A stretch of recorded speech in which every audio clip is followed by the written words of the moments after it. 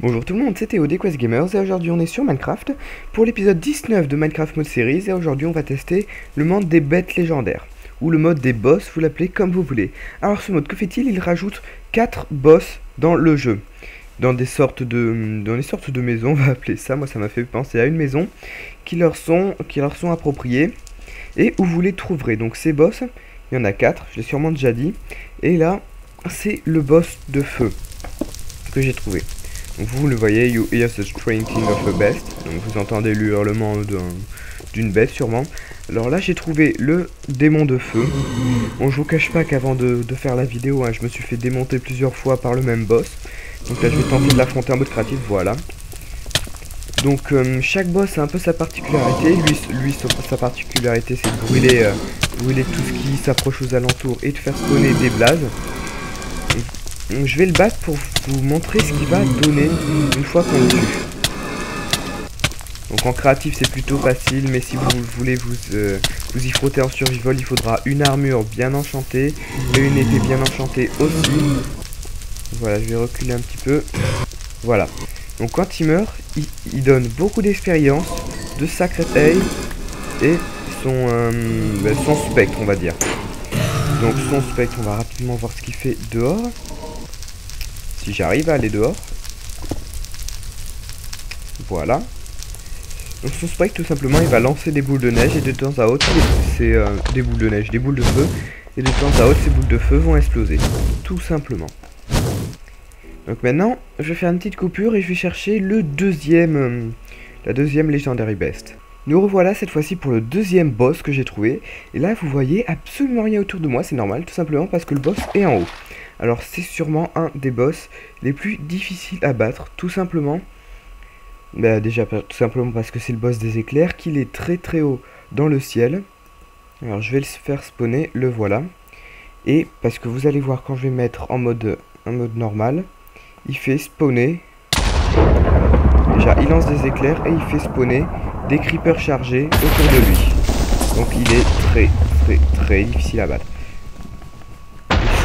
Seulement j'arrive à le toucher, il me semble qu'il faut faire descendre de son nuage pour pouvoir le battre. Je suis même pas sûr.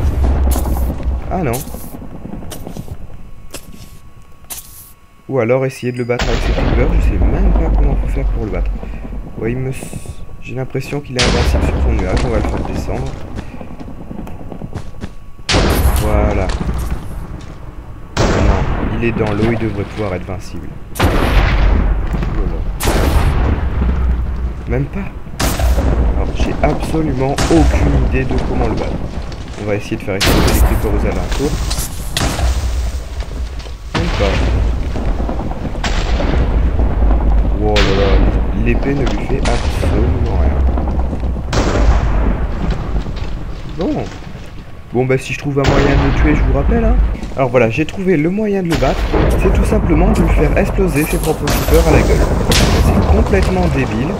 Mais c'est comme ça. Voilà. Donc vous voyez encore une fois il lâche énormément d'expérience. Et un bâton de foudre. Donc vous voyez c'est vraiment très compliqué de le battre. Moi-même en créatif j'ai eu du mal. Alors bon. Je me venge un petit peu. Allez, monstre suivant. Alors voilà, troisième boss, l'Enderlord Dragon Tamer. Alors, il faut savoir que ce boss est très facile à battre tant qu'on a une bonne armure. Donc je vais vous montrer, vous voyez. Et en même temps, il est très intéressant tout simplement parce que c'est un peu un repère à Enderman. Et vous voyez qu'il y a des sortes de... qui ramènent plein de trucs dans leur tanière, on va dire. Donc beaucoup d'obsidienne. Mais il est possible, la première fois j'ai trouvé du diamant, un bloc de diamant. Il y a des citrouilles, de l'argile... beaucoup d'obsidienne, mais il est possible de trouver du diamant, de l'or, du fer, des blocs, hein, bien sûr. Donc voilà. Donc ce boss est vraiment facile à battre, quoique très long. Mais il est très facile à battre si vous avez une bonne armure et si vous... tout simplement, si vous l'esquivez à peu près correctement, que vous avez des bons réflexes. Moi perso, je me suis mis en survival la première fois, j'avais eu un peu de mal à le battre parce que j'avais pas d'armure, mais avec une bonne armure, ça passe largement. Bon, ce qui est intéressant, c'est surtout le bâton qui va nous lâcher. Vous allez voir ça dès que je l'aurai battu.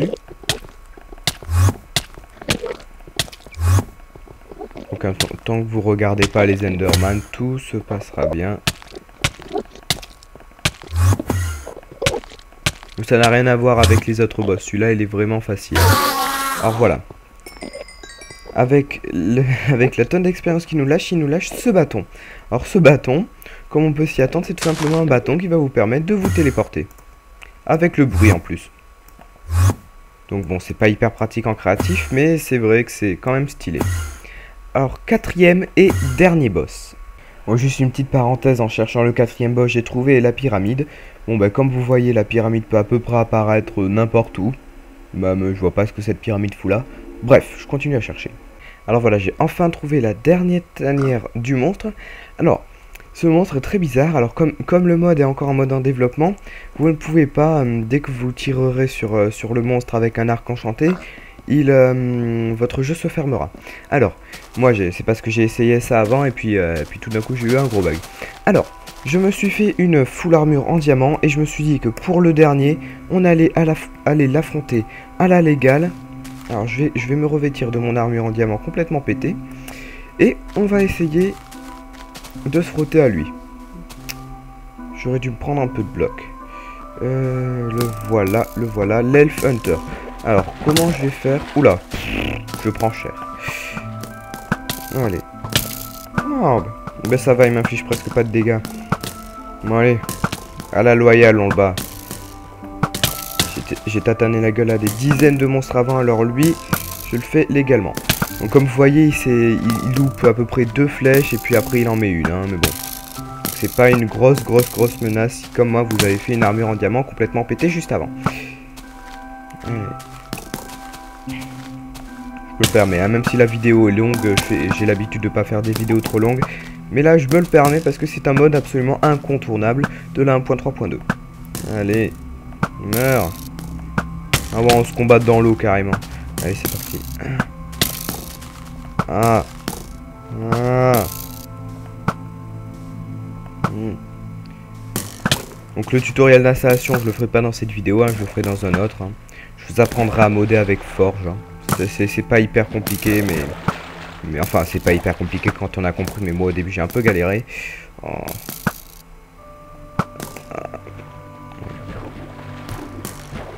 Ah, on peut pas tirer. Je vais me prendre des flèches méchantes. Ah, celle-là, je l'ai vu venir.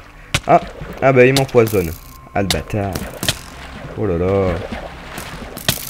Je commence un tout petit peu à prendre cher, chers amis. Allez. Te voilà, toi. Tu ne peux pas fuir, de toute façon. Ah. J'espère que j'ai pris assez de flèches. Non, je suis sacrément dans la merde. Allez, meurs! Voilà. Bon! Sur ce combat totalement épique que je vous mettrai avec une musique épique, s'achève notre vidéo.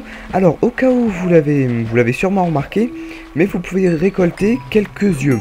Alors, ces yeux, ils fonctionnent comme les perles de l'Ender. Ils détectent les tanières de monstres quand vous vous approchez d'une tanière à proximité. Donc sur ce, je vous dis à la prochaine tout le monde. On se voit tout à l'heure pour la vidéo d'installation. Alors je vous dis abonnez-vous un petit peu pour de nouvelles vidéos sortent tous les jours. Donc abonnez-vous pour en voir plus. Likez si ça vous a plu. Et à la prochaine tout le monde.